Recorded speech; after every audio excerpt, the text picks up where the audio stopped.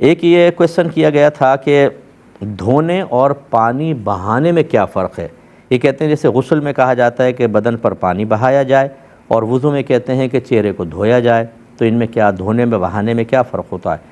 دیکھیں اس میں کوئی فرق نہیں ہوتا۔ پانی بہانا اور دھونا یہ دونوں ایک ہی چیز ہیں، اور فقہ حنفی میں اس کی کم سے کم مقدار یہ ہے کہ جہاں پانی بہانے کا حکم ہے یا اس عضو کو دھونے کا حکم ہے، اس کے ہر بال پر سے کم از کم دو بوند پانی بہہ جائے۔ یعنی 2 بوند پانی بہہ جائے تو سمجھ لیں 1 دفعہ دھونا متحقق ہوا، 4 دفعہ ہو تو 2 دفعہ، اور 6 دفعہ ہوا تو 3 دفعہ دھونا ثابت ہوگا۔ جیسے کہ میں اکثر سمجھاتا ہوں کہ آپ یہ پانی ہاتھ میں لیں اور 2 قطرے ٹپکائیں اور ہٹا لیں۔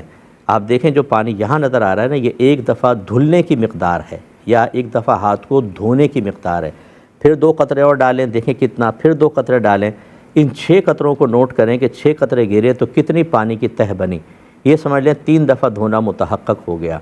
اب آپ دیکھیے گا کہ جو بہت ہی متقی پرہیزگار ہیں، یہ بھی وضو خانے پہ بیٹھے ہوئے نل کا فل کھولا ہوا ہے، پورے ہاتھ بھر کر یہ پانی پہ پانی، یہ پانی یہ ڈالتے جا رہے ہیں، تو وہ 6 بوندیں نہیں بہاتے بلکہ 6000 بوندیں بہا رہے ہوتے ہیں۔ ایسی ہاتھ نل کے نیچے کر کے یوں کرتے جائیں گے اور اتنی موٹی دھار۔ ان سے پوچھے تو صحیح کہ یہ آپ کیا کر رہے ہیں؟ 6 بوندوں پر آپ کا ہاتھ دھل جاتا ہے اور آپ 6000 بوندیں بہا رہے ہیں۔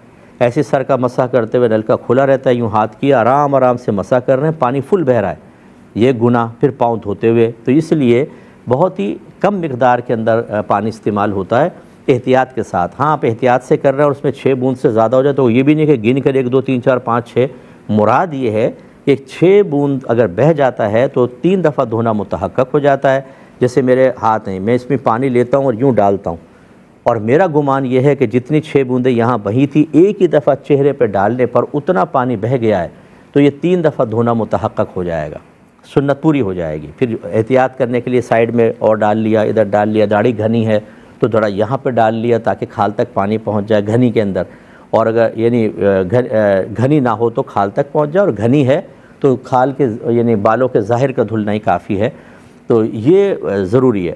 لیکن بعض لوگ اس میں احتیاط نہیں کرتے، اور وہ یہ سمجھتے ہوئے کہ کوئی جگہ سوکھی نہ رہ جائے، وساوس کا شکار ہوتے ہیں اور بہت زیادہ پانی استعمال کر رہے ہوتے ہیں، جو اسراف ہے اور گناہ میں شامل ہوتا ہے۔